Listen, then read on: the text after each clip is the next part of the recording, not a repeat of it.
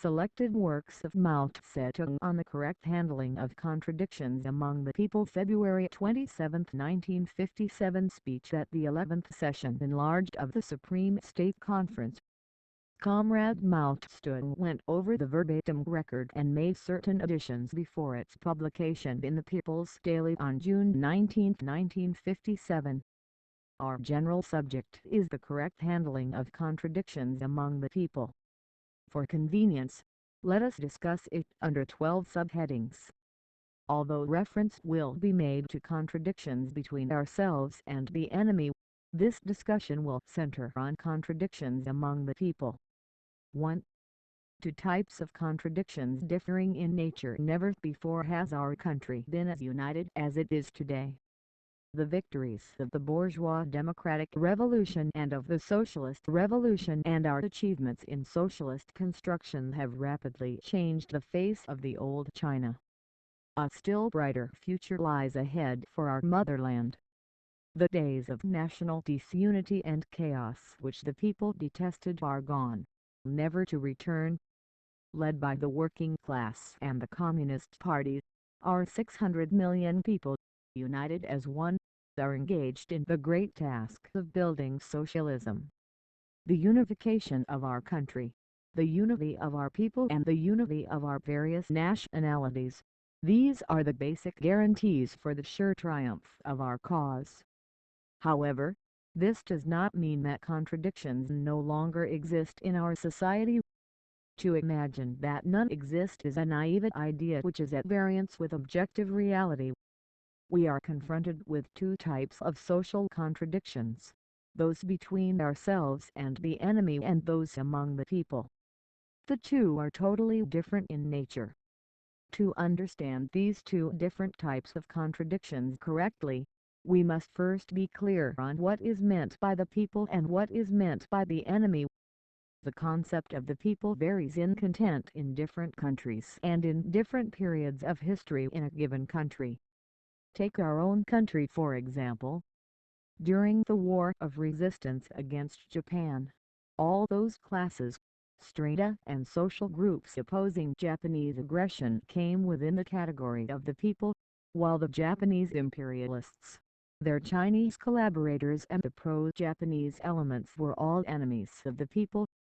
During the War of Liberation, the U.S. imperialists and their running dogs, the bureaucrat capitalists, the landlords and the Kuomintang reactionaries who represented these two classes, were the enemies of the people, while the other classes, strata and social groups, which opposed them, all came within the category of the people.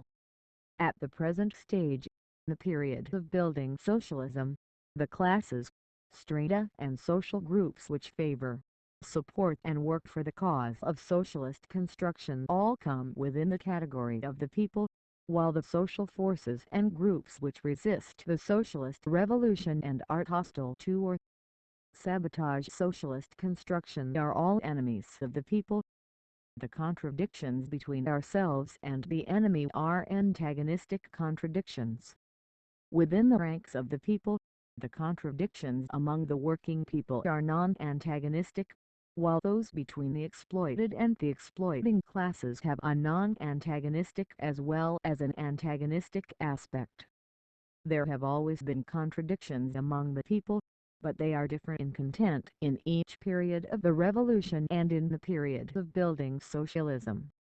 In the conditions prevailing in China today, the contradictions among the people comprise the contradictions within the working class, the contradictions within the peasantry, the contradictions within the intelligentsia, the contradictions between the working class and the peasantry, the contradictions between the workers and peasants on the one hand and the intellectuals on the other, the contradictions between the working class and other sections of the working people on the one hand and the national bourgeoisie on the other, the contradictions within the national bourgeoisie, and so on. Our people's government is one that genuinely represents the people's interests. It is a government that serves the people. Nevertheless, there are still certain contradictions between this government and the people. These include the contradictions between the interests of the state and the interests of the collective on the one hand and the interests of the individual on the other, between democracy and centralism, between the leadership and the led, and the contradictions arising from the bureaucratic style of work of some of the state personnel and their relations with the masses. All these are also contradictions among the people. Generally speaking, the fundamental identity of the people's interests underlies the contradictions among the people. In our country, the contradiction between the working class and the national bourgeoisie comes under the category of contradictions among the people. By and large, the class struggle between the two is a class struggle within the ranks of the people, because the Chinese national bourgeoisie has a dual character. In the period of the bourgeois democratic revolution, it had both a revolutionary and conciliationist side to its character. In the period of the socialist revolution, exploitation of the working class for profit constitutes one side of the character of the national bourgeoisie, while its support of the Constitution and its willingness to accept socialist transformation constitute the other. The national bourgeoisie differs from the imperialists, the landlords and the bureaucrat capitalists. The contradiction between the national bourgeoisie and the working class is one between exploiter and exploited, and is by nature antagonistic. But in the concrete conditions of China, this antagonistic contradiction between the two classes, if properly handled, can be transformed into a non-antagonistic one and be resolved by peaceful methods. However, the contradiction between the working class and the national bourgeoisie will change into a contradiction between ourselves and the enemy if we do not handle it properly and do not follow the policy of uniting with, criticizing and educating the national bourgeoisie, or if the national bourgeoisie does not accept this policy of ours. Since they are different in nature, the contradictions between ourselves and the enemy and the contradictions among the people must be resolved by different methods. To put it briefly, the former entail drawing a clear distinction between ourselves and the enemy, and the latter entail drawing a clear distinction between right and wrong. It is of course true that the distinction between ourselves and the enemy is also one of right and wrong. For example, the question of who is in the right, we or the domestic and foreign reactionaries, the imperialists, the feudalists and bureaucrat capitalists, is also one of right and wrong, but it is in a different category from questions of right and wrong among the people. Our state is a people's democratic dictatorship led by the working class and based on the worker-peasant alliance. What is this dictatorship for? Its first function is internal, namely, to suppress the reactionary classes and elements and those exploiters to resist the socialist revolution, to suppress those who try to wreck our socialist construction, or in other words, to resolve the contradictions between ourselves and the internal enemy. For instance, to arrest, try and sentence certain counter-revolutionaries, and to deprive landlords and bureaucrat capitalists of their right to vote and their freedom of speech for a certain period of time. All this comes within the scope of our dictatorship. To maintain public order and safeguard the interests of the people, it is necessary to exercise dictatorship as well over thieves, swindlers, murderers, arsonists, criminal gangs and other scoundrels who seriously disrupt public order. The second function of this dictatorship is to protect our country from subversion and possible aggression by external enemies. In such contingencies, it is the task of this dictatorship to resolve the contradiction between ourselves and the external enemy. The aim of this dictatorship is to protect all our people so that they can devote themselves to peaceful labor and make China the socialist country with modern industry, modern agriculture, and modern science and culture. Who is to exercise this dictatorship? Naturally, the working class and the entire people under its leadership. Dictatorship does not apply within the ranks of the people. The people cannot exercise dictatorship over themselves, nor must one section of the people oppress another. Lawbreakers among the people will be punished according to law, but this is different in principle from the exercise of dictatorship to suppress enemies of the people. What applies among the people is democratic centralism. Our Constitution lays it down that citizens of the People's Republic of China enjoy freedom of speech, the press, assembly, association, procession, demonstration, religious belief, and so on. Our Constitution also provides that the organs of state must practice democratic centralism, that they must rely on the masses and that their personnel must serve the people. Our socialist democracy is the broadest kind of democracy, such as is not to be found in any bourgeois state. Our dictatorship is the people's democratic dictatorship led by the working class and based on the worker-peasant alliance. That is to say, democracy operates within the ranks of the people, while the working class, uniting with all others enjoying civil rights, and in the first place with the peasantry, enforces dictatorship over the reactionary classes and elements and all those who resist socialist transformation and oppose socialist construction. By civil rights, we mean, politically, the rights of freedom and democracy.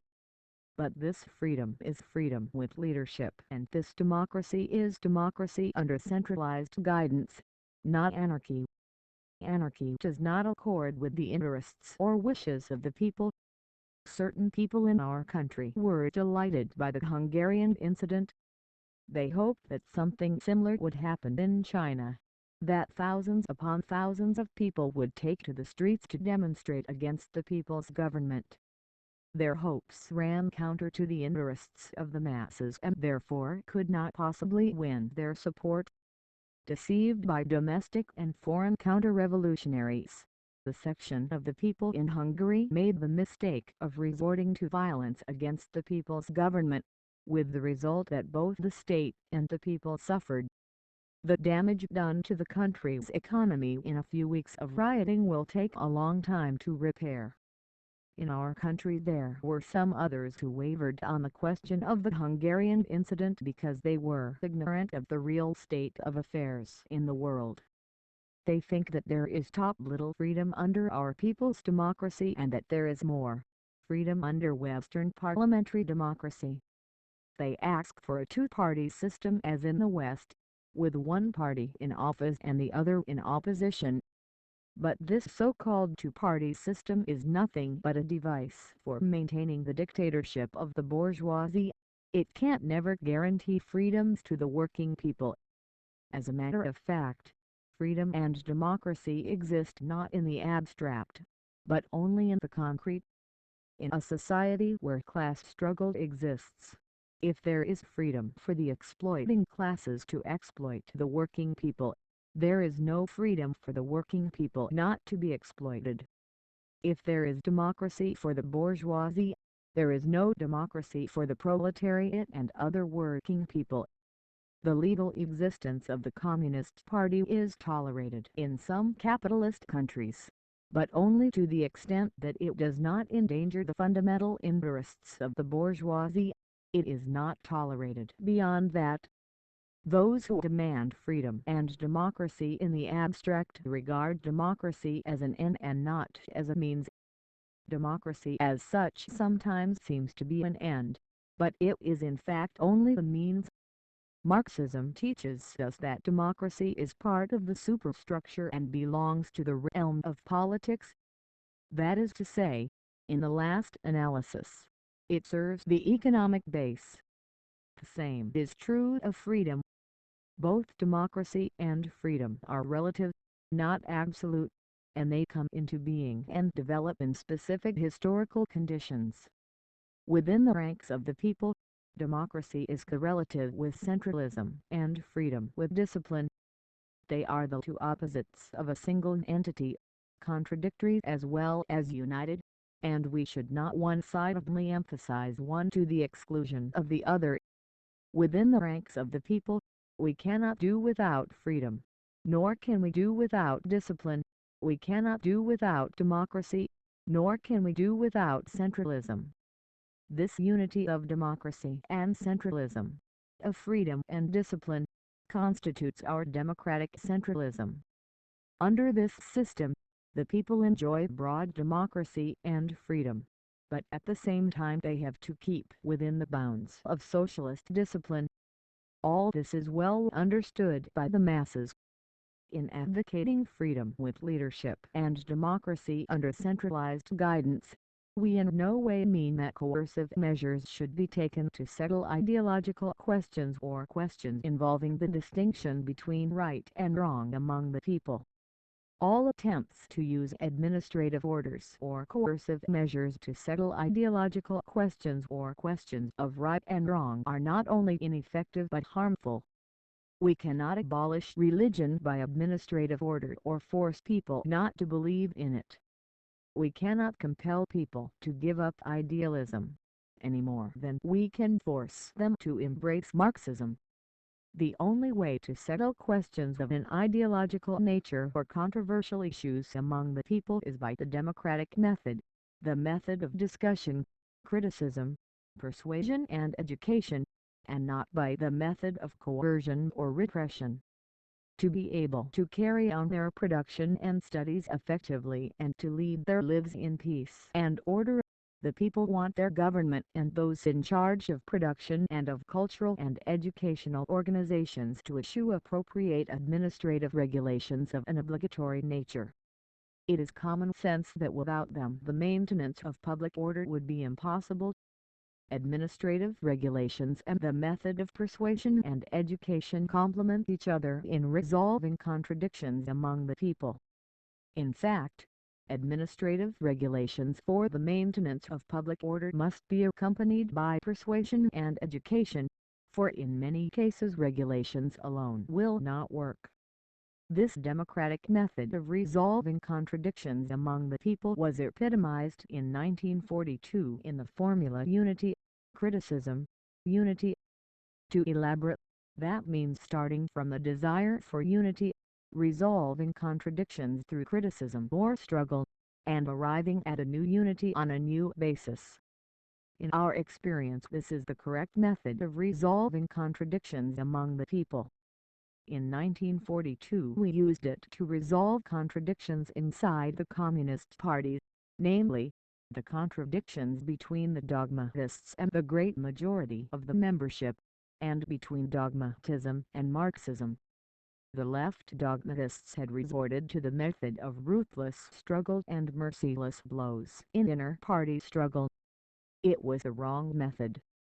In criticizing left dogmatism, we did not use this old method but adopted a new one, that is, one of starting from the desire for unity, distinguishing between right and wrong through criticism or struggle, and arriving at a new unity on a new basis. This was the method used in the rectification movement of 1942. Within a few years, by the time the Chinese Communist Party held its 7th National Congress in 1945, unity was achieved throughout the party as anticipated, and consequently the People's Revolution triumphed. Here, the essential thing is to start from the desire for unity. For without this desire for unity, the struggle, once begun, is certain to throw things into confusion and get out of hand. Wouldn't this be the same as ruthless struggle and merciless blows? And what party unity would there be left? It was precisely this experience that led us to the formula unity, criticism, unity. Or, in other words, learn from past mistakes to avoid future ones and cure the sickness to save the patient. We extended this method beyond our party. We applied it with great success in the anti-Japanese base areas in dealing with the relations between the leadership and the masses, between the army and the people, between officers and men, between the different units of the army, and between the different groups of coders. The use of this method can be traced back to still earlier times in our party's history. Ever since 1927, when we built our revolutionary armed forces and base areas in the South, this method had been used to deal with the relations between the party and the masses, between the army and the people, between officers and men, and with other relations among the people. The only difference was that during the anti-Japanese war we employed this method much more consciously. And since the liberation of the whole country, we have employed this same method of unity, criticism, unity in our relations with the democratic parties and with industrial and commercial circles. Our task now is to continue to extend and make still better use of this method throughout the ranks of the people. We want all our factories, cooperatives, shops, schools, offices and people's organizations, in a word, all our 600 million people, to use it in resolving contradictions among themselves. In ordinary circumstances, contradictions among the people are not antagonistic. But if they are not handled properly, or if we relax our vigilance and lower our guard, antagonism may arise. In a socialist country, the development of this kind is usually only a localized and temporary phenomenon. The reason is that the system of exploitation of man by man has been abolished and the interests of the people are fundamentally identical. The antagonistic actions which took place on a fairly wide scale during the Hungarian incident were the result of the operations of both domestic and foreign counter-revolutionary elements. This was a particular as well as a temporary phenomenon. It was a case of the reactionaries inside a socialist country, in league with the imperialists, attempting to achieve their conspiratorial aims by taking advantage of contradictions among the people to foment dissension and stir up disorder. The lesson of the Hungarian incident merits attention. Many people seem to think that the use of the democratic method to resolve contradictions among the people is something new. Actually, it is not. Marxists have always held that the cause of the proletariat must depend on the masses of the people and that communists must use the democratic method of persuasion and education when working among the laboring people and must on no account resort to commandism or coercion. The Chinese Communist Party faithfully adheres to this Marxist-Leninist principle. It has been our consistent view that under the people's democratic dictatorship two different methods, one dictatorial and the other democratic, should be used to resolve the two types of contradictions which differ in nature, those between ourselves and the enemy and those among the people. This idea has been explained again and again in many party documents and in speeches by many leading comrades of our party. In my article on the People's Democratic Dictatorship written in 1949, I said, the combination of these two aspects, democracy for the people and dictatorship over the reactionaries, is the People's Democratic Dictatorship. I also pointed out that in order to settle problems within the ranks of the people the method we employ is democratic, the method of persuasion, not of compulsion. Again, in addressing the second session of the First National Committee of the Political Consultative Conference in June 2, I said the People's Democratic Dictatorship uses two methods. Towards the enemy, it uses the method of dictatorship, that is, for as long a period of time as is necessary it does not permit them to take part in political activity and compels them to obey the law of the people's government, to engage in labor and, through such labor, be transformed into new men. Towards the people, on the contrary, it uses the method of democracy and not of compulsion, that is, it must necessarily let them take part in political activity and does not compel them to do this or that but uses the method of democracy to educate and persuade. Such education is self-education for the people, and its basic method is criticism and self-criticism. Thus, On many occasions we have discussed the use of the democratic method for resolving contradictions among the people. Furthermore, we have in the main applied it in our work, and many cotters and many other people are familiar with it in practice. Why then do some people now feel that it is a new issue? Because, in the past, the struggle between ourselves and the enemy, both internal and external, was most acute, and contradictions among the people therefore did not attract as much attention as they do today. Quite a few people fail to make a clear distinction between these two different types of contradictions, those between ourselves and the enemy and those among the people, and are prone to confuse the two. It must be admitted that it is sometimes quite easy to do so. We have had instances of such confusion in our work in the past. In the course of cleaning out counter-revolutionaries, good people were sometimes mistaken for bad, and such things still happen today. We are able to keep mistakes within bounds because it has been our policy to draw a sharp line between ourselves and the enemy and to rectify mistakes whenever discovered. Marxist philosophy holds that the law of the unity of opposites is the fundamental law of the universe. This law operates universally, whether in the natural world, in human society, or in man's thinking. Between the opposites in a contradiction there is at once unity and struggle, and it is this that impels things to move and change. Contradictions exist everywhere, but their nature differs in accordance with the different nature of different things. In any given thing, the unity of opposites is conditional, temporary and transitory, and hence relative, whereas the struggle of opposites is absolute. Lenin gave a very clear exposition of this law. It has come to be understood by a growing number of people in our country. But for many people it is one thing to accept this law and quite another to apply it in examining and dealing with problems. Many dare not openly admit that contradictions still exist among the people of our country, while it is precisely these contradictions that are pushing our society forward. Many do not admit that contradictions still exist in socialist society, with the result that they become irresolute and passive when confronted with social contradictions. They do not understand that socialist society grows more united and consolidated through the ceaseless process of correctly handling and resolving contradictions.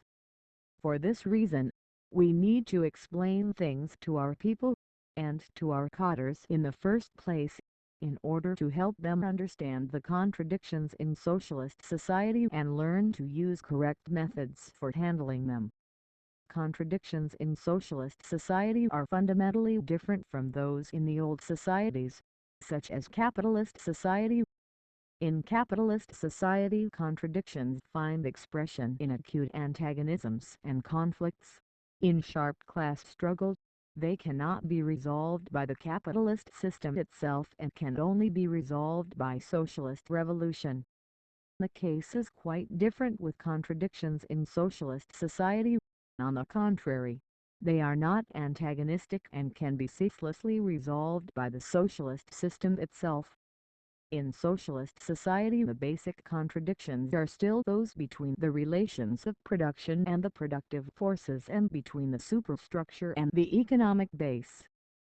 However, they are fundamentally different in character and have different features from the contradictions between the relations of production and the productive forces and between the superstructure and the economic base in the old societies.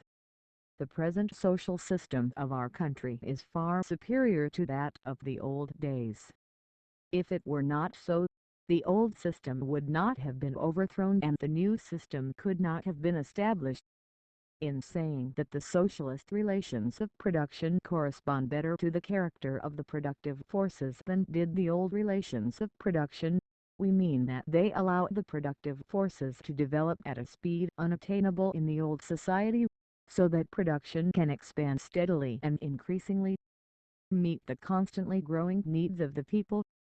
Under the rule of imperialism, feudalism and bureaucrat capitalism, the productive forces of the old China grew very slowly, For more than 50 years before liberation, China produced only a few tens of thousands of tons of steel a year, not counting the output of the northeastern provinces. If these provinces are included, the peak annual steel output only amounted to a little over 900,000 tons. In 1949, the national steel output was a little over 100,000 tons. Yet now, the mere 7 years after the liberation of our country, steel output already exceeds 4 million tons. In the old China, there was hardly any machine-building industry, to say nothing of the automobile and aircraft industries. Now we have all three.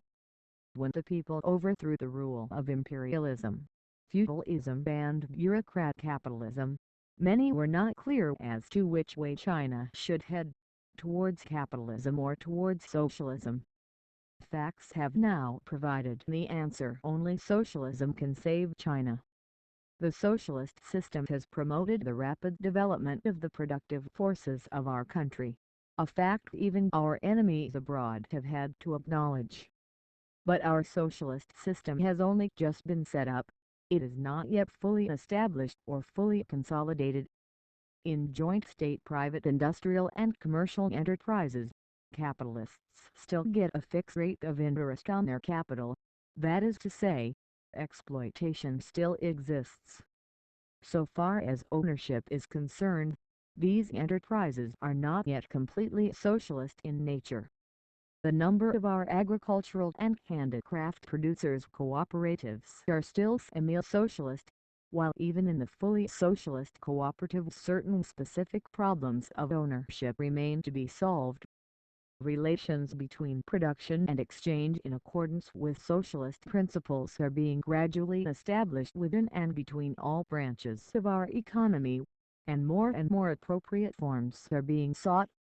The problem of the proper relation of accumulation to consumption within each of the two sectors of the socialist economy, the one where the means of production are owned by the whole people and the other where the means of production are owned by the collective, and the problem of the proper relation of accumulation to consumption between the two sectors themselves are complicated problems for which it is not easy to work out a perfectly rational solution all at once.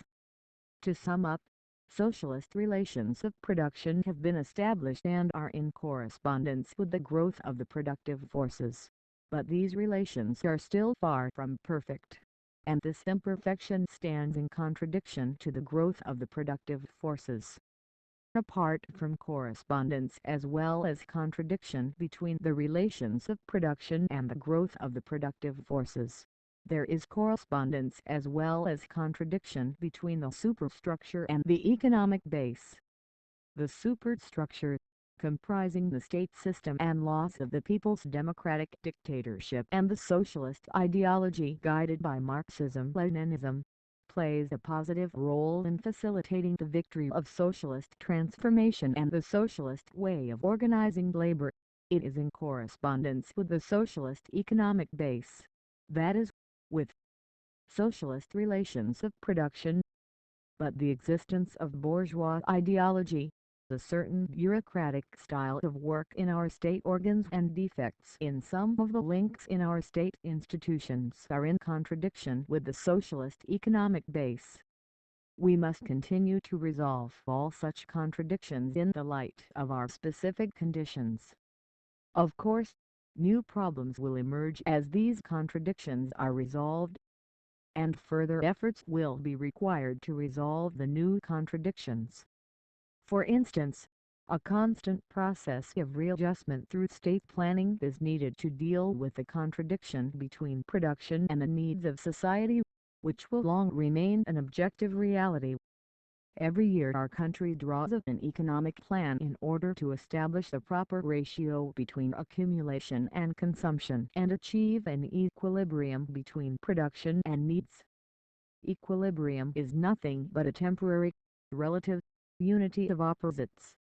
By the end of each year, this equilibrium, taken as a whole, is upset by the struggle of opposites. The unity undergoes a change.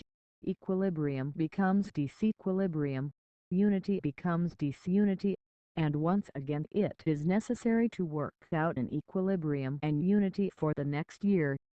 Herein lies the superiority of our planned economy. As a matter of fact, this equilibrium, this unity, is partially upset every month or every quarter, and partial readjustments are called for.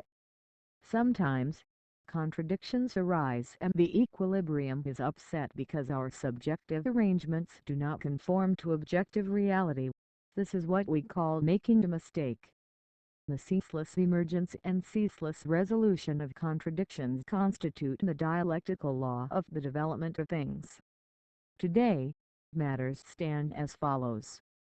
The large-scale, turbulent class struggles of the masses characteristic of times of revolution having the main come to an end, but class struggle is by no means entirely over. While welcoming the new system, the masses are not yet quite accustomed to it. Government personnel are not sufficiently experienced and have to undertake further study and investigation of specific policies. In other words, time is needed for our socialist system to become established and consolidated, for the masses to become accustomed to the new system, and for government personnel to learn and acquire experience. It is therefore imperative for us at this juncture to raise the question of distinguishing contradictions among the people from those between ourselves and the enemy, as well as the question of the correct handling of contradictions among the people, in order to unite the people of all nationalities in our country for the new battle, the battle against nature, develop our economy and culture, help the whole nation to traverse this period of transition relatively smoothly, consolidate our new system and build up our new state. 2. The question of eliminating counter-revolutionaries. The elimination of counter-revolutionaries is a struggle of opposites as between ourselves and the enemy. Among the people, there are some who see this question in a somewhat different light. Two kinds of people hold views differing from ours. Those with a right deviation in their thinking make no distinction between ourselves and the enemy and take the enemy for our own people. They regard as friends the very persons whom the masses regard as enemies. Those with a left deviation in their thinking magnify contradictions between ourselves and the enemy to such an extent that they take certain contradictions among the people for contradictions with the enemy and regard as counter-revolutionaries persons who are actually not. Both these views are wrong. Neither makes possible the correctly handling of the problem of eliminating counter-revolutionaries or a correct assessment of this work. To form a correct evaluation of our work in eliminating counter-revolutionaries, let us see what repercussions the Hungarian incident has had in China. After its occurrence there was some unrest among a section of our intellectuals, but there were no squalls. Why? One reason, it must be said, was our success in eliminating counter-revolutionaries fairly thoroughly. Of course, the consolidation of our state is not due primarily to the elimination of counter-revolutionaries. It is due primarily to the fact that we have a communist party and a liberation army both tempered in decades of revolutionary struggle, and a working people likewise so tempered. Our party and our armed forces are rooted in the masses, have been tempered in the flames of a protracted revolution and have the capacity to fight. Our People's Republic was not built overnight, but developed step by step out of the revolutionary base areas.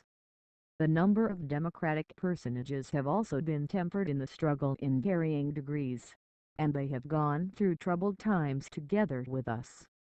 Some intellectuals were tempered in the struggles against imperialism and reaction. Since liberation many have gone through a process of ideological remolding aimed at enabling them to distinguish clearly between ourselves and the enemy. In addition, the consolidation of our state is due to the fact that our economic measures are basically sound, that the people's life is secure and steadily improving, that our policies towards the national bourgeoisie and other classes are correct, and so on. Nevertheless, our success in eliminating counter-revolutionaries is undoubtedly an important reason for the consolidation of our state. For all these reasons, with few exceptions, our college students are patriotic and support socialism and did not give way to unrest during the Hungarian incident, even though many of them come from families of non-working people. The same was true of the national bourgeoisie, to say nothing of the basic masses, the workers and peasants. After liberation, we rooted out a number of counter-revolutionaries. Some were sentenced to death for major crimes. This was absolutely necessary. It was the demand of the masses, and it was done to free them from long years of oppression by the counter-revolutionaries and all kinds of local tyrants. In other words, to liberate the productive forces. If we had not done so, the masses would not have been able to lift their heads. Since 1956, however, there has been a radical change in the situation. In the country as a whole, the bulk of the counter-revolutionaries have been cleared out. Our basic task has changed from unfettering the productive forces to protecting and expanding them in the context of the new relations of production. Because of failure to understand that our present policy fits the present situation and our past policy fitted the past situation, some people want to make use of the present policy to reverse past decisions and to negate the tremendous success we achieved in eliminating counter-revolutionaries. This is completely wrong, and the masses will not permit it. In our work of eliminating counter-revolutionary successes were the main thing, but there were also mistakes. In some cases there were excesses and in others counter-revolutionaries slipped through our net. Our policy is counter-revolutionaries must be eliminated wherever found. Mistakes must be corrected whenever discovered. Our line in the work of eliminating counter-revolutionaries is the mass line. Of course, even with the mass line mistakes may still occur, but they will be fewer and easier to correct. The masses gain experience through struggle. From the things done correctly they gain the experience of how things are done correctly. From the mistakes made they gain the experience of how mistakes are made. Wherever mistakes have been discovered in the work of eliminating counter-revolutionaries, steps have been or are being taken to correct them. Those not yet discovered will be corrected as soon as they come to light. Exoneration or rehabilitation should be made known as widely as were the original wrong decisions.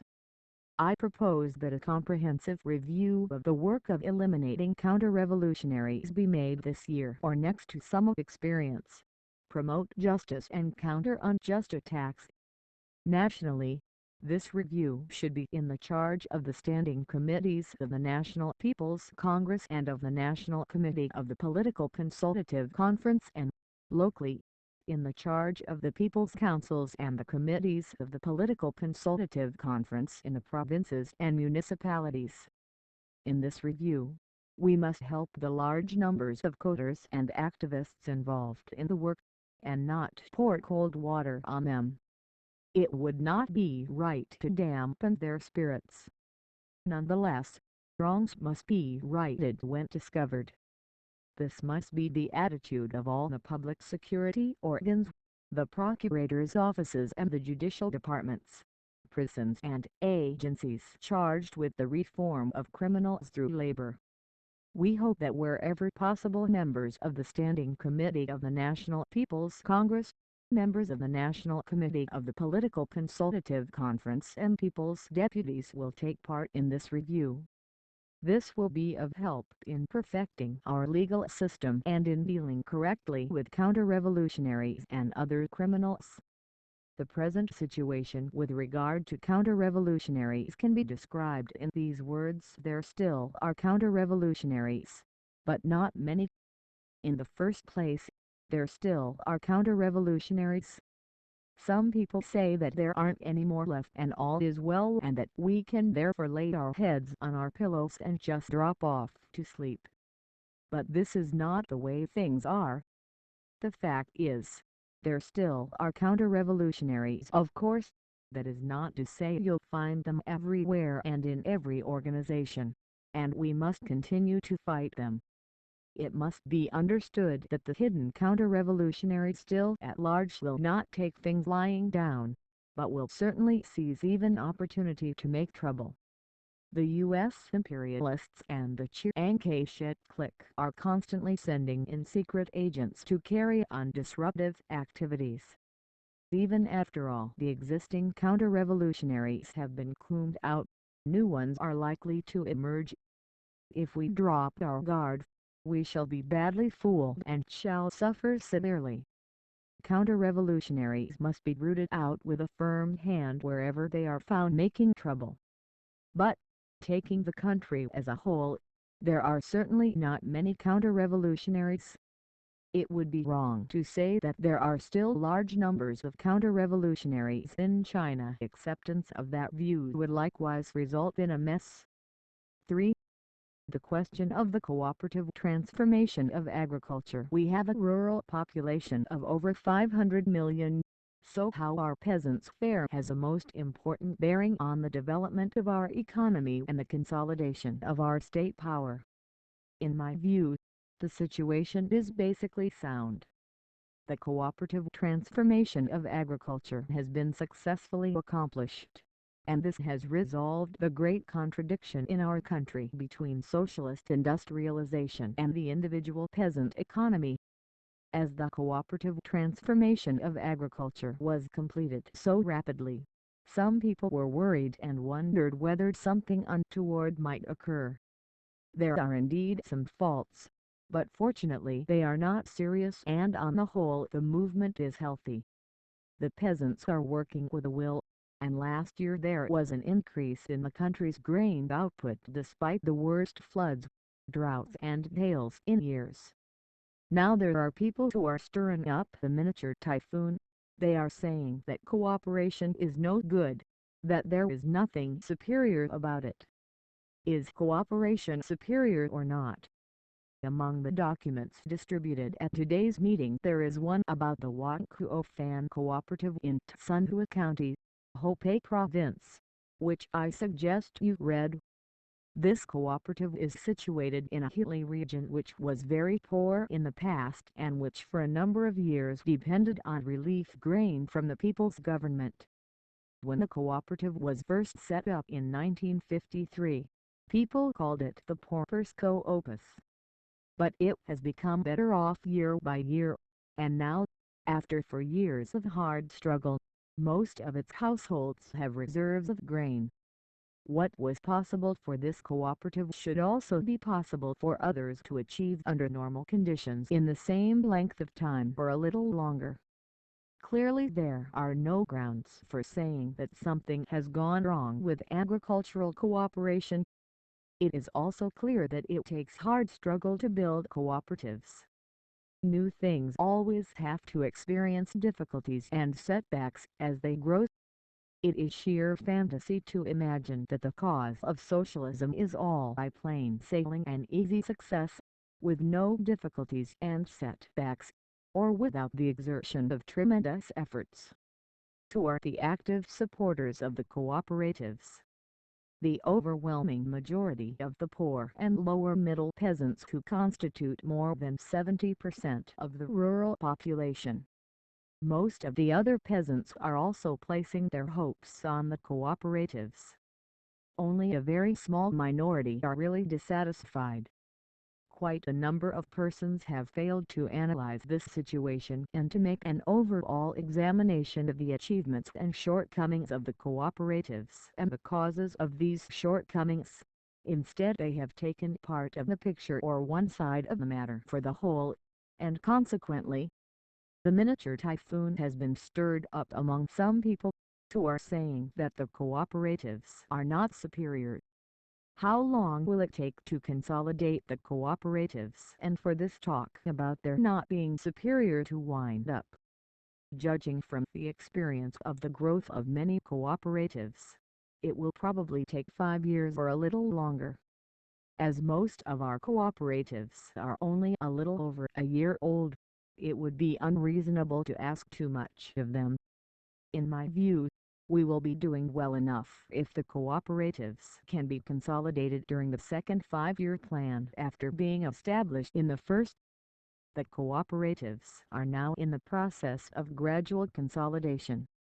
There are certain contradictions that remain to be resolved, such as those between the state and the cooperatives and those in and between the cooperatives themselves. To resolve these contradictions we must pay constant attention to the problems of production and distribution. On the question of production, the cooperative economy must be subject to the unified economic planning of the state, while retaining the certain flexibility and independence that did not run counter to the state's unified plan or its policies, laws and regulations.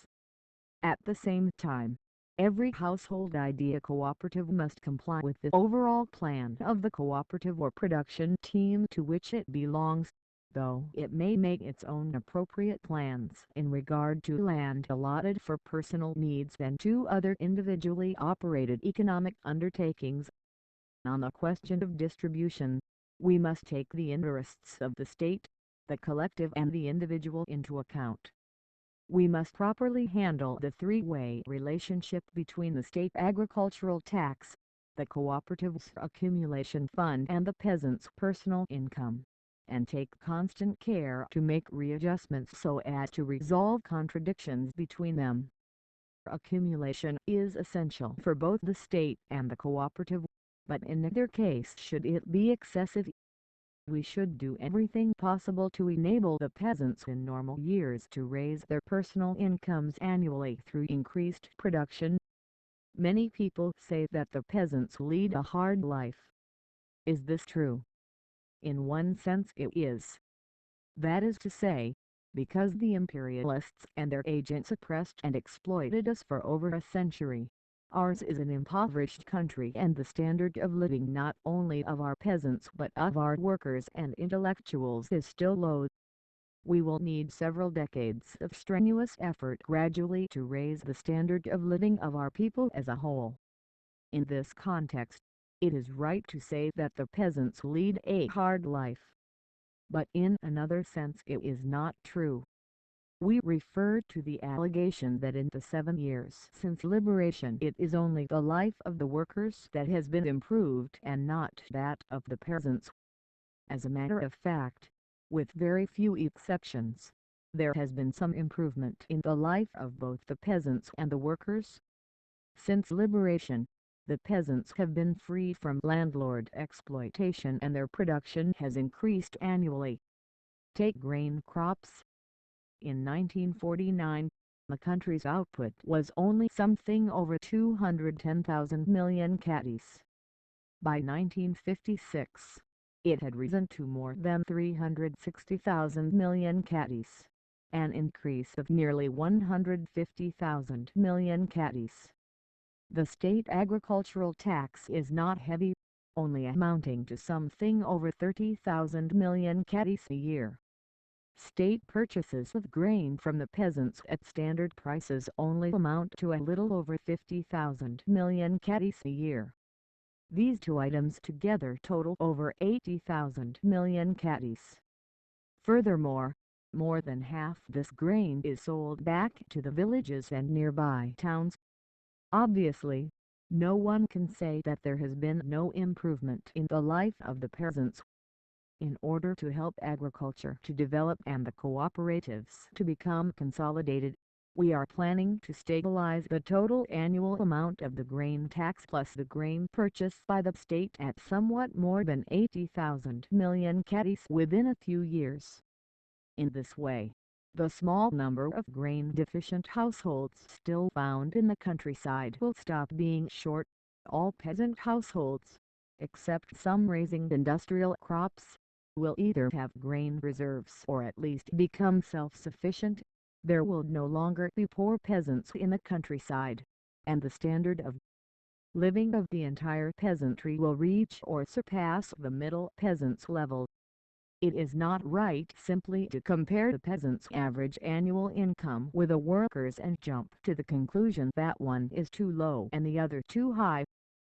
since the labor productivity of the workers is much higher than that of the peasants and the latter's cost of living is much lower than that of workers in the cities, the workers cannot be said to have received special favors from the state. The wages of a small number of workers and some state personnel are in fact a little too high.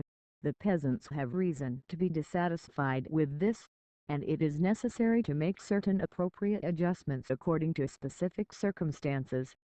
For the question of the industrialists and businessmen with regard to the transformation of our social system, the year 1956 saw the conversion of privately owned industrial and commercial enterprises into joint state-private enterprises as well as the cooperative transformation of agriculture and handicrafts.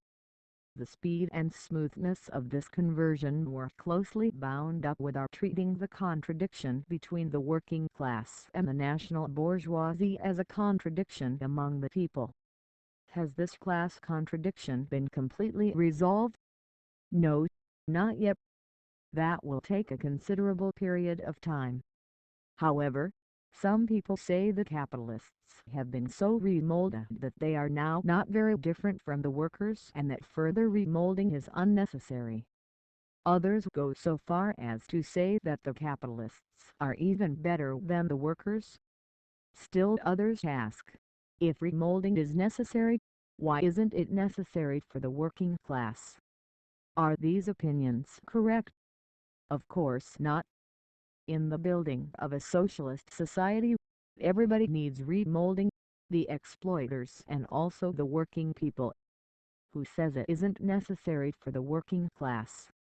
Of course, the remolding of the exploiters is essentially different from that of the working people, and the two must not be confused. The working class remolds the whole of society in class struggle and in the struggle against nature, and in the process it remolds itself. It must ceaselessly learn in the course of work, gradually overcome its shortcomings and never stop doing so. Take for example those of us present here. Many of us make some progress each year, that is to say, we are remolding ourselves each year. For myself, I used to have all sorts of non-Marxist ideas, and it was only later that I embraced Marxism. I learned a little Marxism from books and took the first steps in remolding my ideology, but it was mainly through taking part in class struggle over the years that I came to be remolded. And if I am to make further progress, I must continue to learn, otherwise I shall lag behind. Can the capitalists be so good that they need no more remolding? Some people contend that the Chinese bourgeoisie no longer has two sides to its character, but only one side. Is this true? No.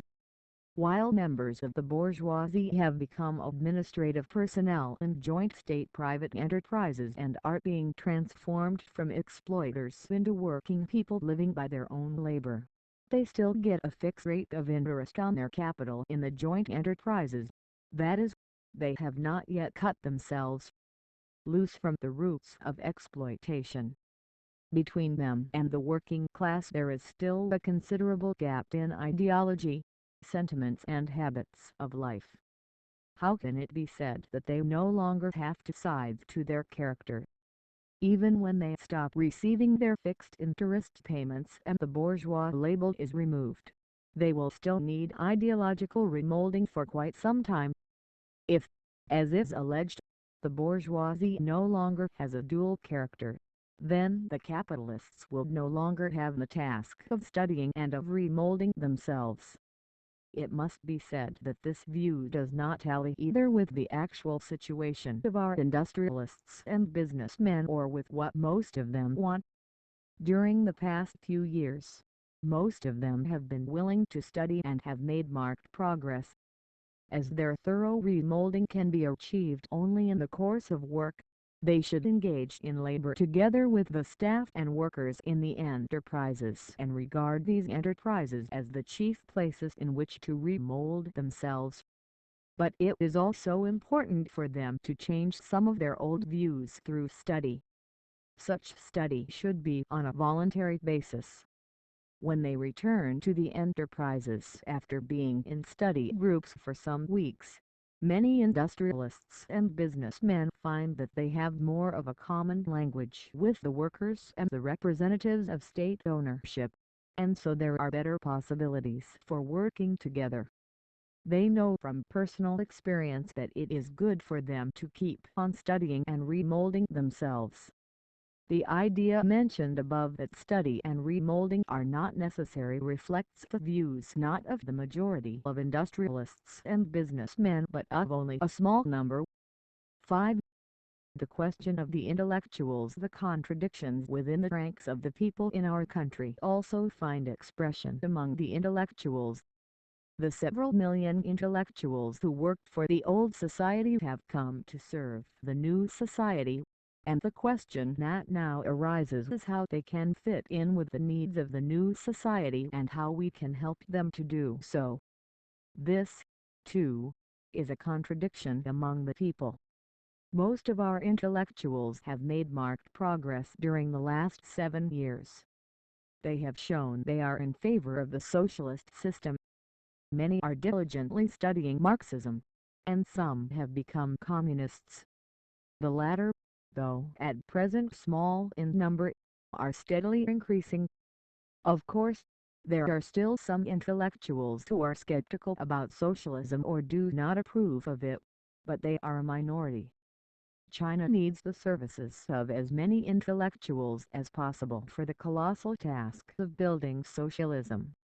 We should trust those who are really willing to serve the cause of socialism and should radically improve our relations with them and help them solve the problems requiring solution, so that they can give full play to their talents. Many of our comrades are not good at uniting with intellectuals.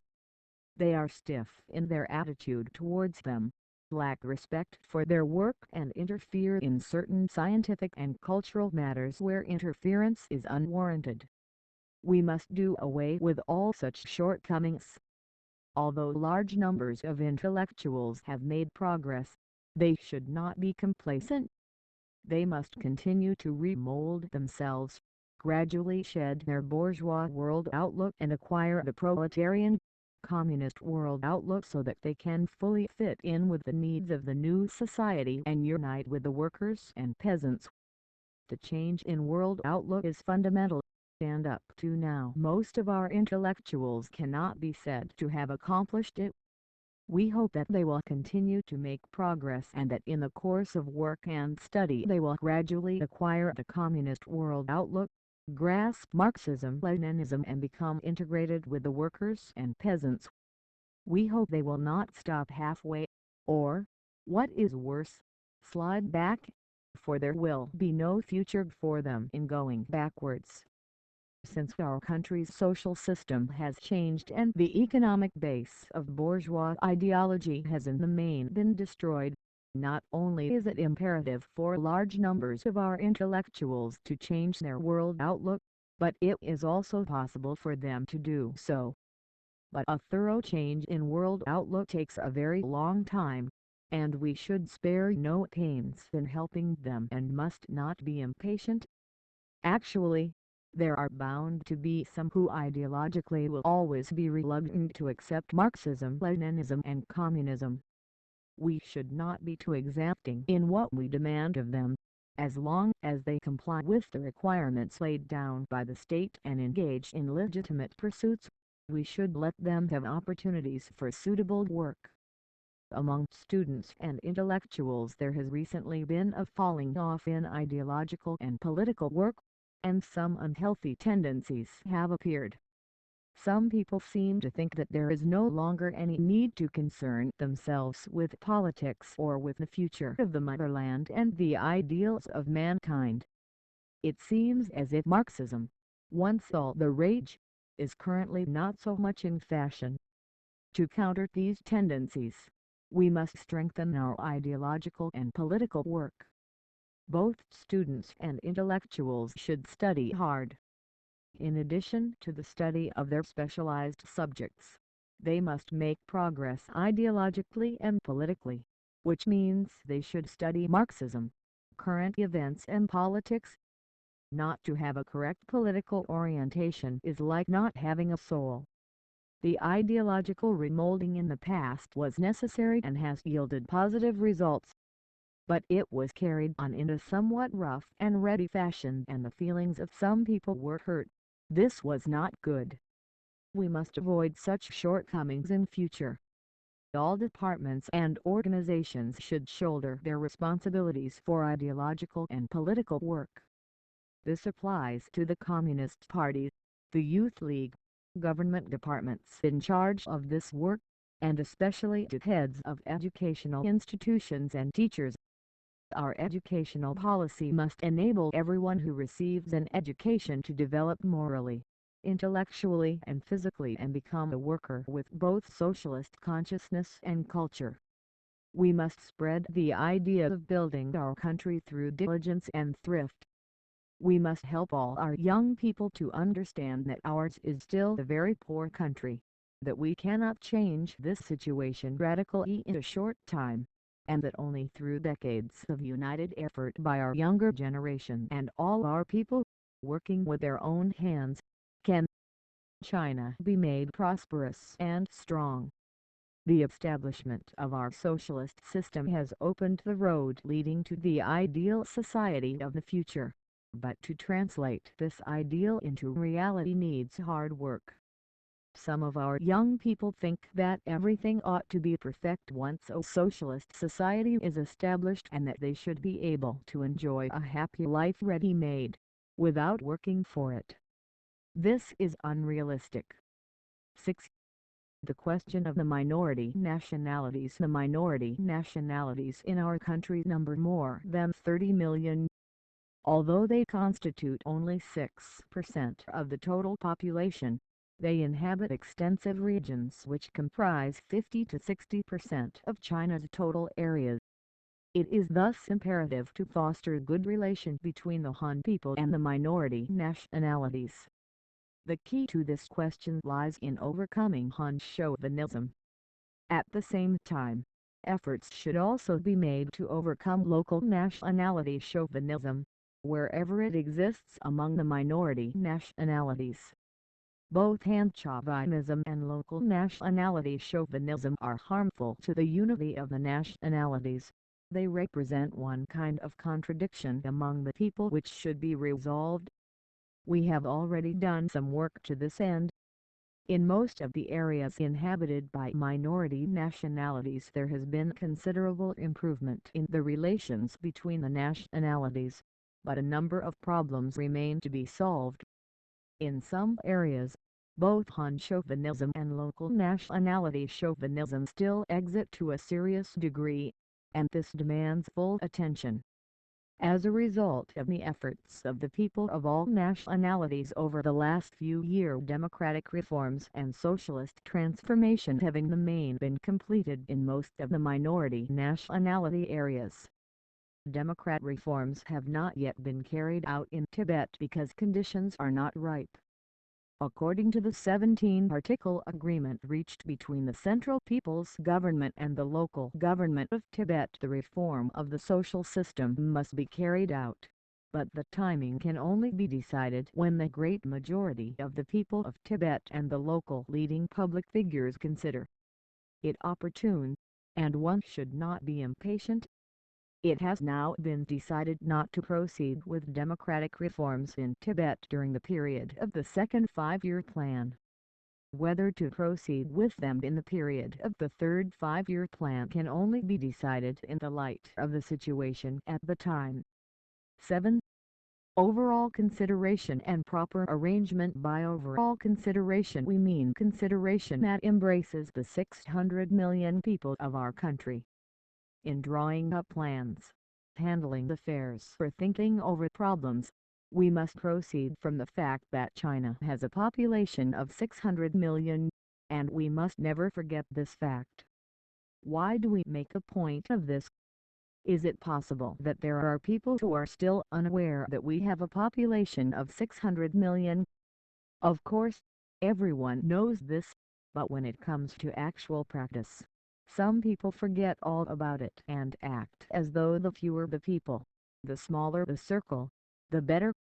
Those who have this small circle mentality abhor the idea of bringing every positive factor into play, of uniting with everyone who can't be united with, and of doing everything possible to turn negative factors into positive ones so as to serve the great cause of building the socialist society.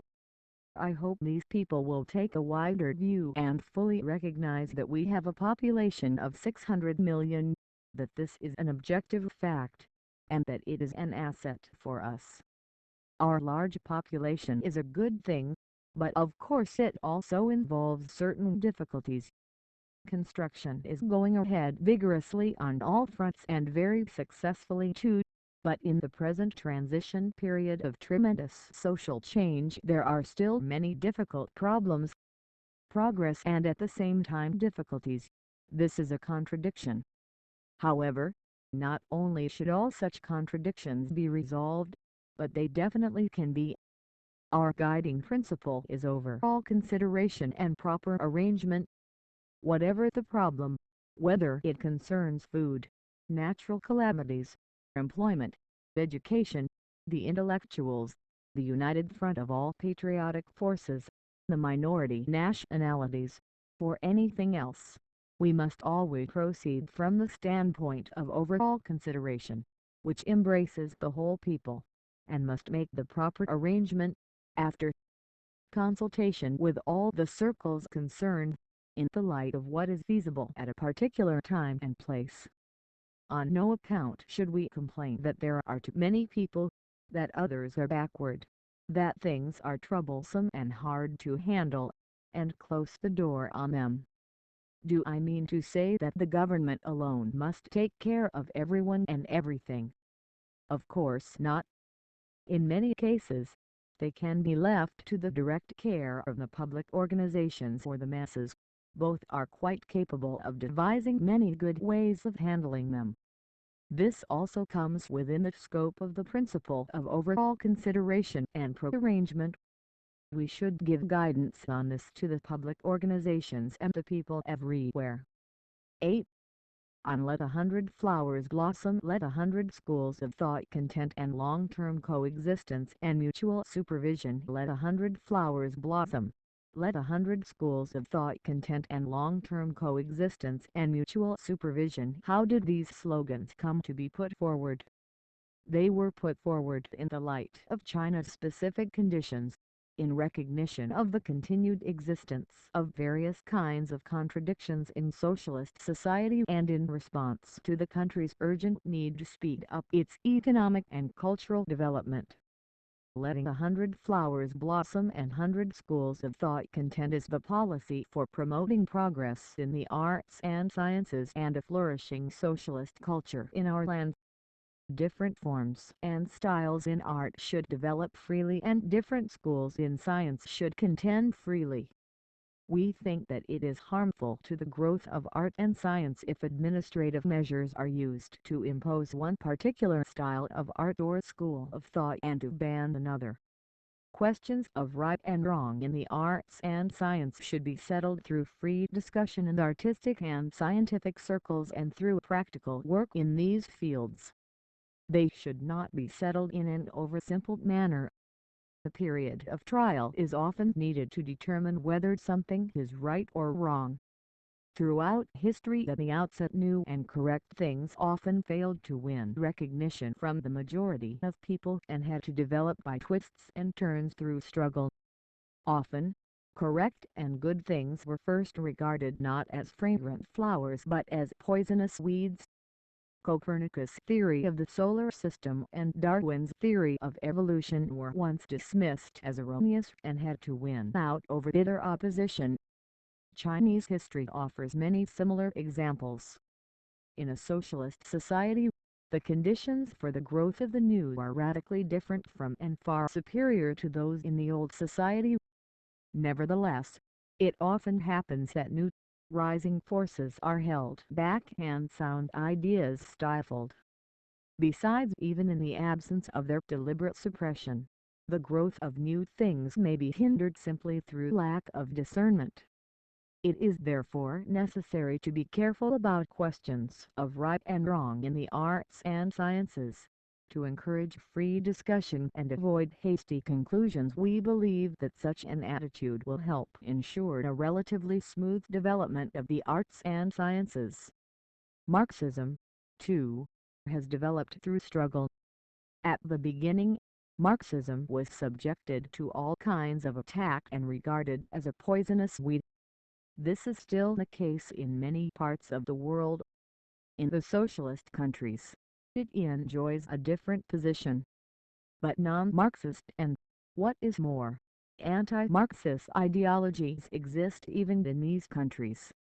In China, although socialist transformation has in the main been completed as regards the system of ownership, and although the large-scale, turbulent class struggles of the masses characteristic of times of revolution have in the main come to an end, there are still remnants of the overthrown landlord and comprador classes. There is still the bourgeoisie, and the remolding of the petty bourgeoisie has only just started. Class struggle is by no means over. The class struggle between the proletariat and the bourgeoisie, the class struggle between the various political forces, and the class struggle between the proletariat and the bourgeoisie in the ideological field will still be protracted and tortuous and at times even very sharp. The proletariat seeks to transform the world according to its own world outlook, and so does the bourgeoisie. In this respect, the question of which will win out, socialism or capitalism, is not really settled yet. Marxists remain the minority among the entire population as well as among the intellectuals. Therefore, Marxism must continue to develop through struggle. Marxism can develop only through struggle, and this is not only true of the past and the present, it is necessarily true of the future as well. What is correct invariably develops in the course of struggle with what is wrong. The truth, the good and the beautiful always exist by contrast with the false, the evil and the ugly, and grow in struggle with them.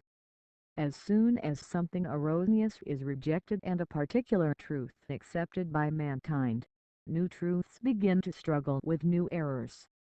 Such struggles will never end. This is the law of development of truth and, naturally, of Marxism.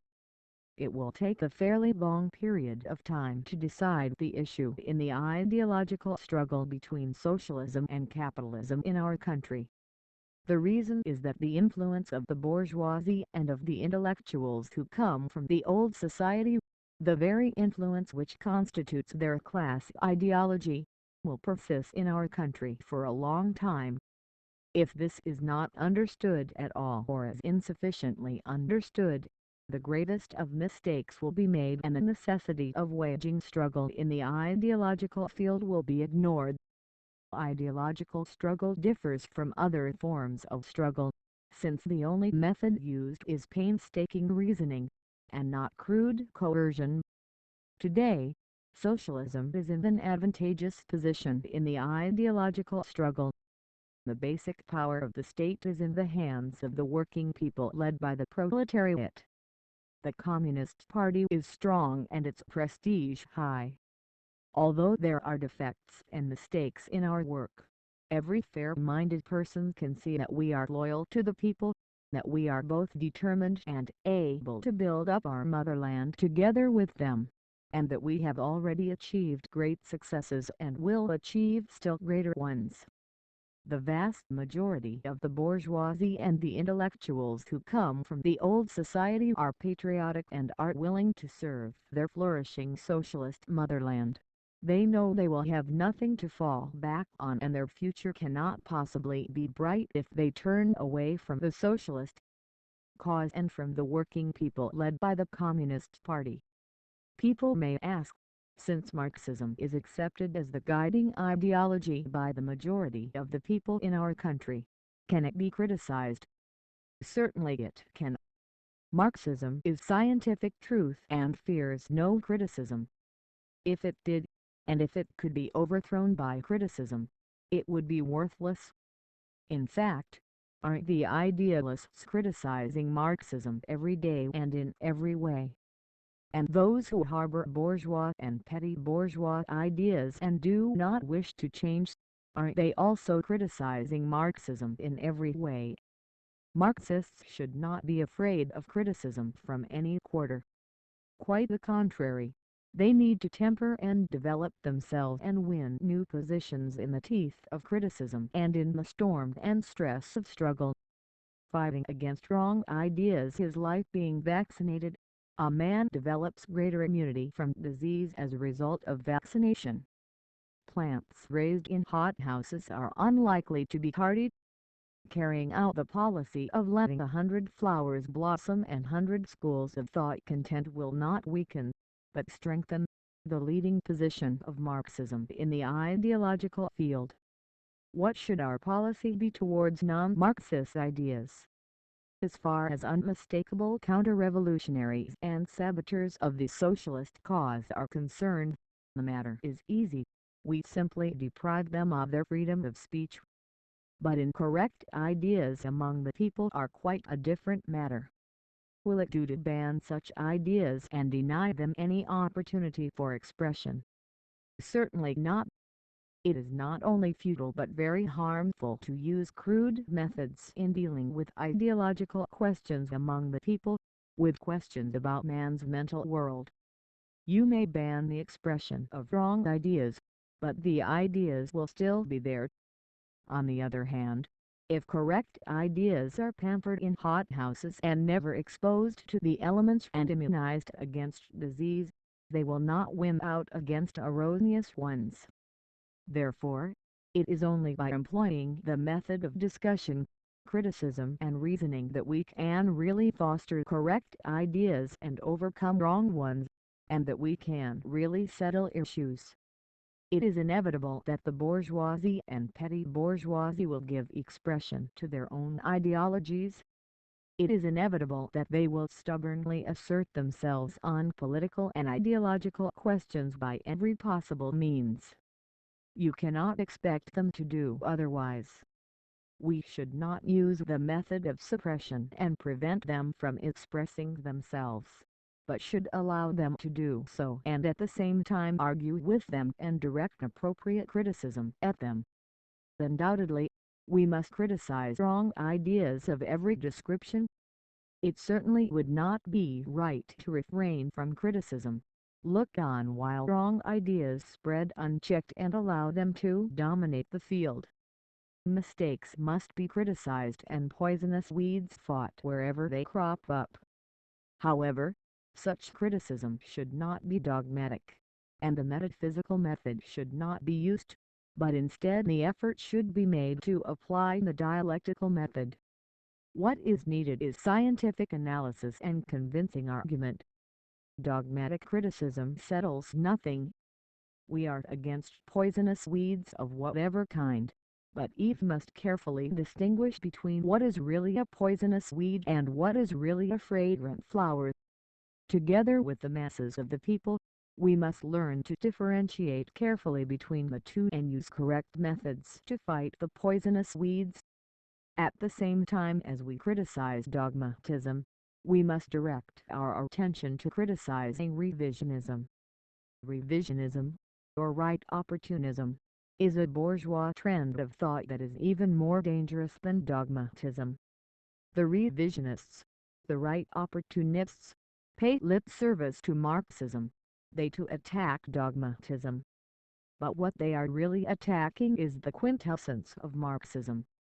They oppose or distort materialism and dialectics, oppose or try to weaken the people's democratic dictatorship and the leading role of the Communist Party, and oppose or try to weaken socialist transformation and socialist construction.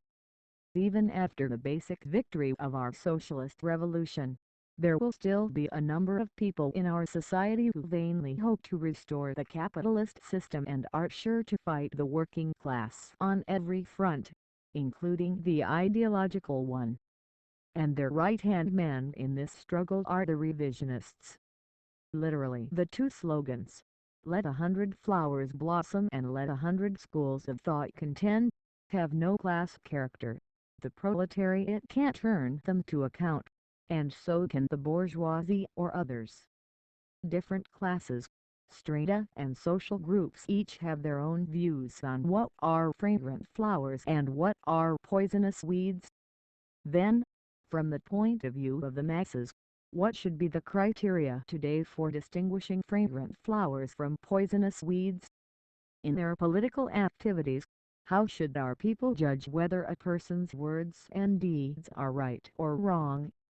On the basis of the principles of our Constitution, the will of the overwhelming majority of our people and the common political positions which have been proclaimed on various occasions by our political parties, we consider that, broadly speaking, the criteria should be as follows. 1. Words and deeds should help to unite, and not divide, the people of all our nationalities. 2. They should be beneficial, and not harmful, to socialist transformation and socialist construction. 3. They should help to consolidate, and not undermine or weaken, the people's democratic dictatorship. 4. They should help to consolidate, and not undermine or weaken, democratic centralism. 5. They should help to strengthen, and not shake off or weaken, the leadership of the Communist Party. 6. They should be beneficial, and not harmful, to international socialist unity and the unity of the peace-loving people of the world. Of these 6 criteria, the most important are the 2 about the socialist path and the leadership of the party. These criteria are put forward not to hinder but to foster the free discussion of questions among the people. Those who disapprove these criteria can still state their own views and argue their case. However, so long as the majority of the people have clear-cut criteria to go by, criticism and self-criticism can be conducted along proper lines, and these criteria can be applied to people's words and deeds to determine whether they are right or wrong, whether they are fragrant flowers or poisonous weeds. These are political criteria. Naturally, to judge the validity of scientific theories or assess the aesthetic value of works of art, other relevant criteria are needed. But these 6 political criteria are applicable to all activities in the arts and sciences. In a socialist country like ours, can there possibly be any useful scientific or artistic activity which runs counter to these political criteria? The views set out above are based on China-specific historical conditions. Conditions vary in different socialist countries and with different communist parties. Therefore, we do not maintain that they should or must adopt the Chinese way. The slogan "long-term coexistence and mutual supervision" is also a product of China-specific historical conditions. It was not put forward all of a sudden, but had been in the making for several years. The idea of long-term coexistence had been there for a long time. When the socialist system was in the main established last year, the slogan was formulated in explicit terms. Why should the bourgeois and petty bourgeois democratic parties be allowed to exist side by side with the party of the working class over a long period of time? Because we have no reason for not adopting the policy of long-term coexistence with all those political parties which are truly devoted to the task of uniting the people for the cause of socialism and which enjoy the trust of the people. As early as June 1950, at the second session of the First National Committee of the Political Consultative Conference, I put the matter in this way: the people and their government have no reason to reject anyone or deny him the opportunity of making a living and rendering service to the country, provided he is really willing to serve the people and provided he really helped and did a good turn when the people were faced with difficulties and keeps on doing good without giving up halfway. What I was discussing here was the political basis for the long-term coexistence of the various parties. It is the desire as well as the policy of the Communist Party to exist side by side with the Democratic parties for a long time to come. But whether the Democratic parties can long remain in existence depends not merely on the desire of the Communist Party but on how well they acquit themselves and on whether they enjoy the trust of the people. Mutual supervision among the various parties is also a long-established fact, in the sense that they have long been advising and criticizing each other. Mutual supervision is obviously not a one-sided matter. It means that the Communist Party can exercise supervision over the Democratic parties, and vice versa.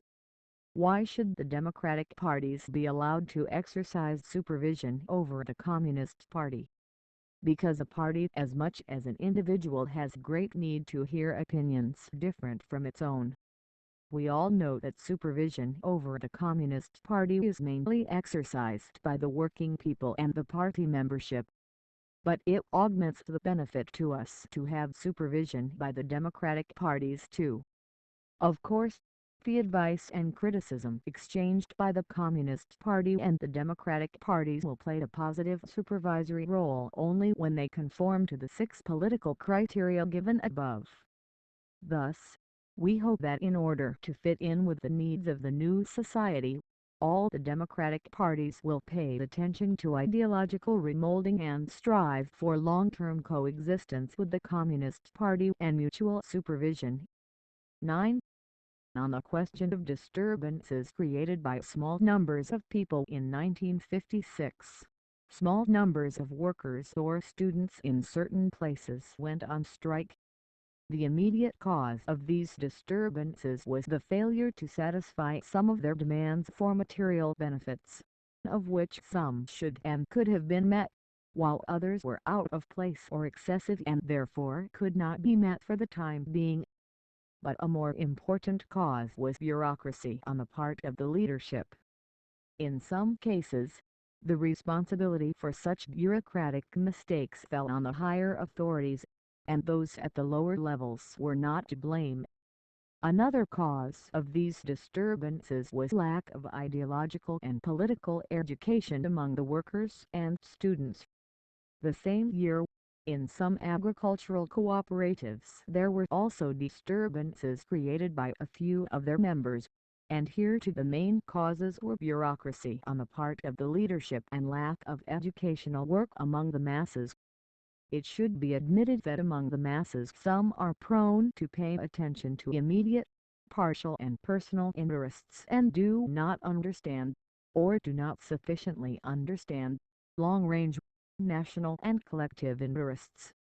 Because of lack of political and social experience, quite a number of young people cannot readily see the contrast between the old China and the new, and it is not easy for them thoroughly to comprehend the hardships our people went through in the struggle to free themselves from the oppression of the imperialists and Kuomintang reactionaries, or the long years of hard work needed before a fine socialist society can be established. That is why we must constantly carry on lively and effective political education among the masses and should always tell them the truth about the difficulties that crop up and discuss with them how to surmount these difficulties. We do not approve of disturbances, because contradictions among the people can be resolved through the method of unity, criticism, unity, while disturbances are bound to cause some losses and are not conducive to the advance of socialism.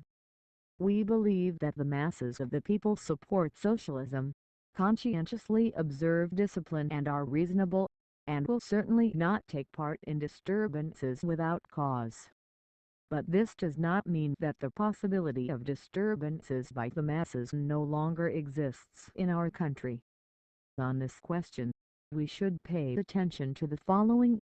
1. In order to root out the causes of disturbances, we must resolutely overcome bureaucracy, greatly improve ideological and political education, and deal with all contradictions properly. If this is done, generally speaking, there will be no disturbances.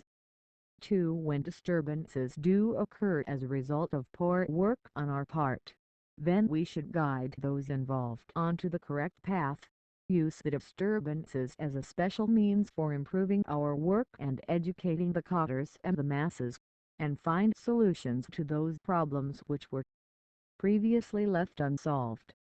In handling any disturbance, we should take pains and not use over-simple methods, or hastily declare the matter closed.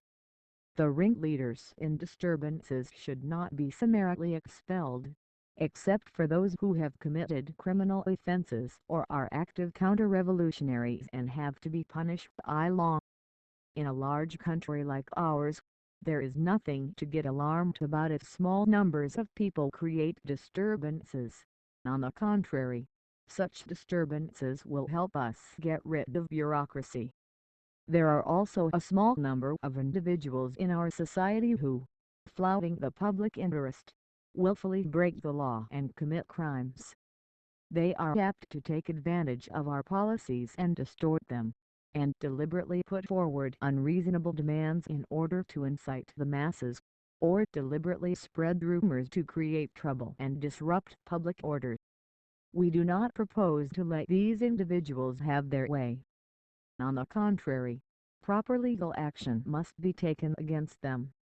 Punishing them is the demand of the masses, and it would run counter to the popular will if they were not punished. 10. Can bad things be turned into good things? In our society, as I have said, disturbances by the masses are bad, and we do not approve of them. But when disturbances do occur, they enable us to learn lessons, to overcome bureaucracy and to educate the cotters and the masses. In this sense, bad things can be turned into good things. Disturbances thus have a dual character. Every disturbance can be regarded in this way. Everybody knows that the Hungarian incident was not a good thing, but it too had a dual character. Because our Hungarian comrades took proper action in the course of the incident, what was a bad thing has eventually turned into a good one.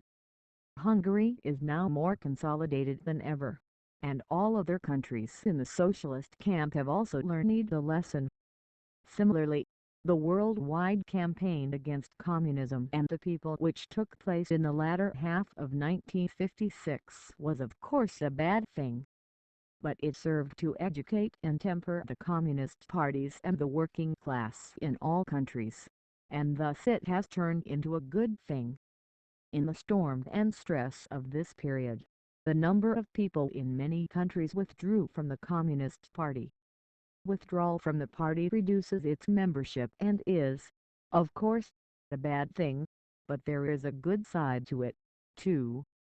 Vacillating elements who are unwilling to carry on have withdrawn, and the vast majority who are staunch party members can be the better united for struggle. Why isn't this a good thing? To sum up, we must learn to look at problems from all sides, seeing the reverse as well as the adverse side of things. In given conditions, a bad thing can lead to good results and a good thing to bad results. More than 2,000 years ago Lao Tzu said good fortune lieth within bad, bad fortune lurketh within good. Footnote 1. When the Japanese shot their way into China, they called this a victory. Huge parts of China's territory were seized, and the Chinese called this a defeat. But victory was conceived in China's defeat, while defeat was conceived in Japan's victory. Hasn't history proved this truth? People all over the world are now discussing whether or not a third world war will break out. On this question, too, we must be mentally prepared and do some analysis. We stand firmly for peace and against war. But if the imperialists insist on unleashing another war, we should not be afraid of it. Our attitude on this question is the same as our attitude towards any disturbance. First, we are against it. Second, we are not afraid of it. The First World War was followed by the birth of the Soviet Union with a population of 200 million.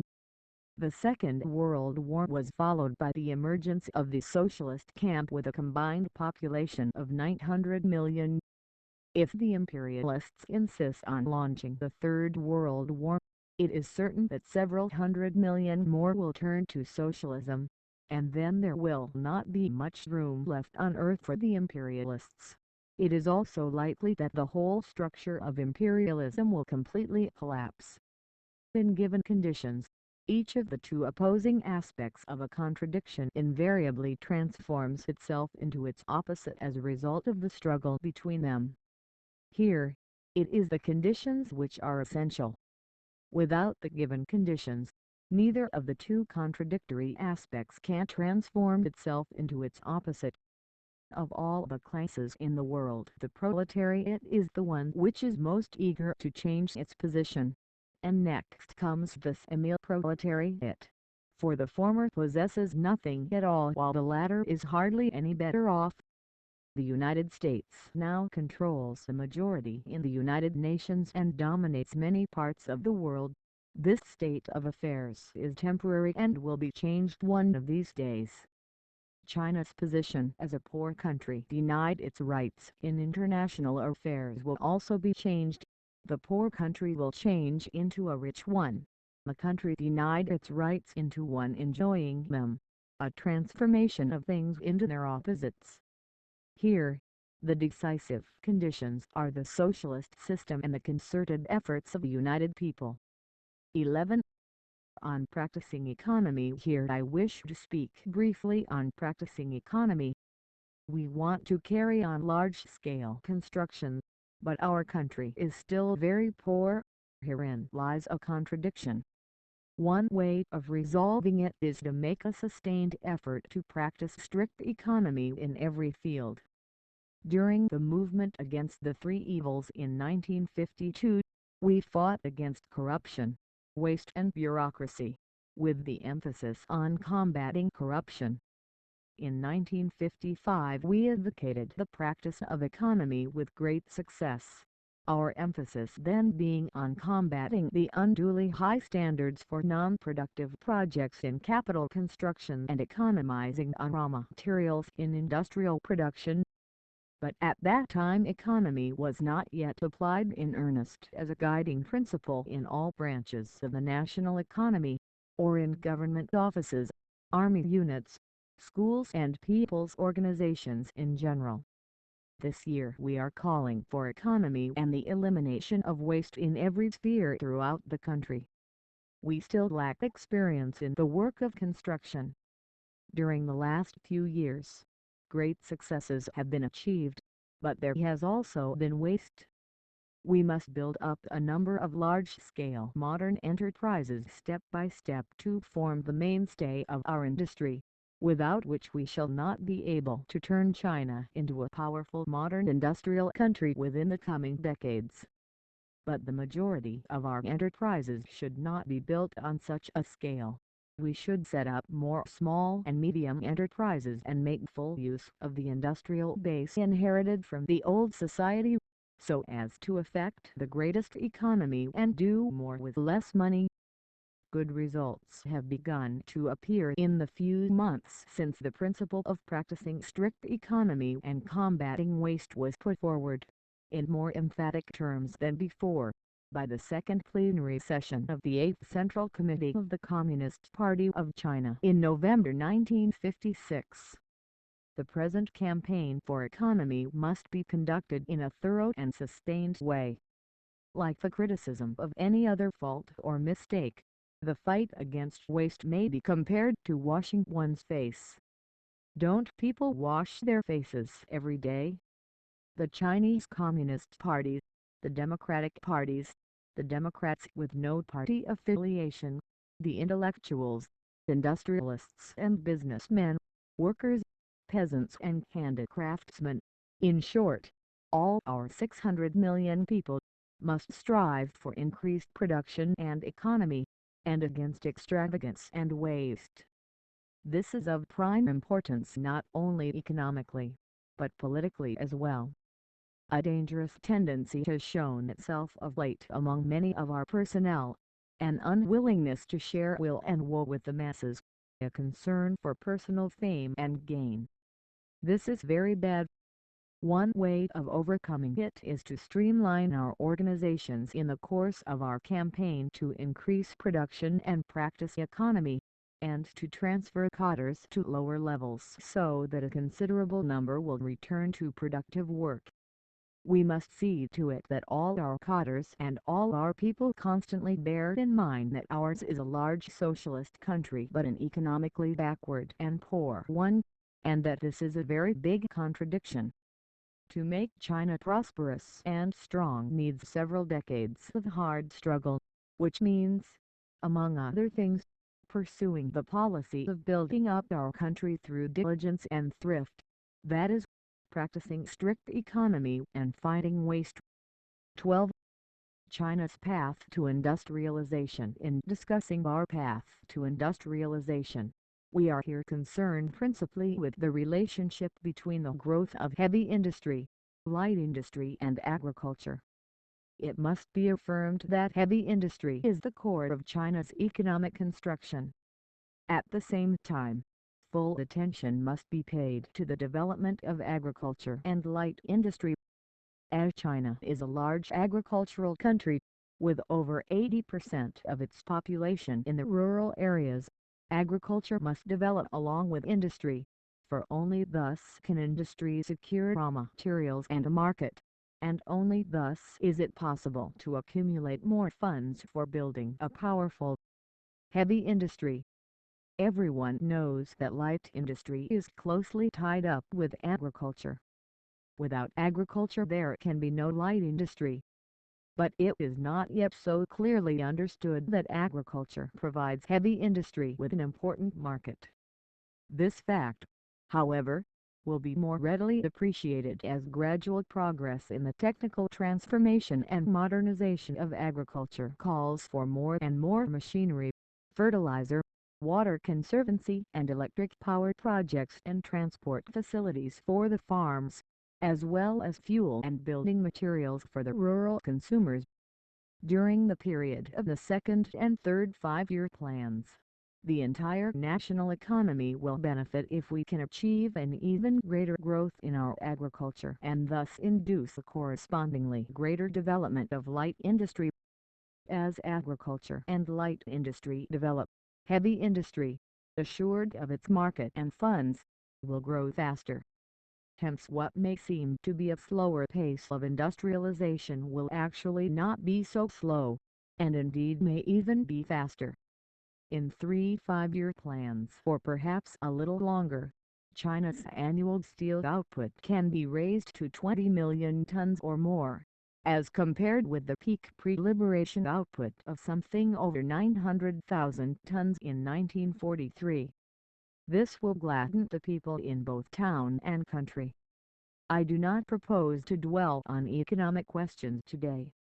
With barely 7 years of economic construction behind us, we still lack experience and need to accumulate it. Neither had we any experience in revolution when we first started, and it was only after we had taken a number of tumbles and acquired experience that we won nationwide victory. What we must now demand of ourselves is to gain experience in economic construction in a shorter period of time than it took us to gain experience in revolution, and not to pay as high a price for it. Some price we will have to pay, but we hope it will not be as high as that paid during the period of revolution. We must realize that there is a contradiction here.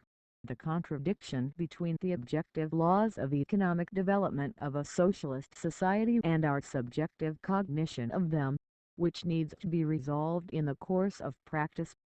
This contradiction also manifests itself as a contradiction between different people, that is, a contradiction between those in whom the reflection of these objective laws is relatively accurate and those in whom the reflection is relatively inaccurate. This, too, is a contradiction among the people. Every contradiction is an objective reality, and it is our task to reflect it and resolve it in as nearly correct a fashion as we can. In order to turn China into an industrial country, We must learn conscientiously from the advanced experience of the Soviet Union. The Soviet Union has been building socialism for 40 years, and its experience is very valuable to us. Let us ask who designed and equipped so many important factories for us. Was it the United States? Or Britain? No, neither the one nor the other. Only the Soviet Union was willing to do so, because it is a socialist country and our ally. In addition to the Soviet Union, the fraternal countries in East Europe have also given us some assistance. It is perfectly true that we should learn from the good experience of all countries, socialist or capitalist. About this there is no argument. But the main thing is still to learn from the Soviet Union. Now there are two different attitudes towards learning from others. One is the dogmatic attitude of transplanting everything, whether or not it is suited to our conditions. This is no good. The other attitude is to use our heads and learn those things which suit our conditions, that is, to absorb whatever experience is useful to us. That is the attitude we should adopt. To strengthen our solidarity with the Soviet Union, to strengthen our solidarity with all the socialist countries. This is our fundamental policy. This is where our basic interests lie. Then there are the Asian and African countries and all the peace-loving countries and peoples. We must strengthen and develop our solidarity with them. United with these two forces, we shall not stand alone. As for the imperialist countries, we should unite with their people and strive to coexist peacefully with those countries, do business with them and prevent a possible war. But under no circumstances should we harbor any unrealistic notions about them. Notes 1. Lao Tzu, Chapter 58. Transcription by the Maoist Documentation Project. HTML revised 2004 by Marxist.org. Selected works of Mao Tse-Tung. Selected works of Mao Tse.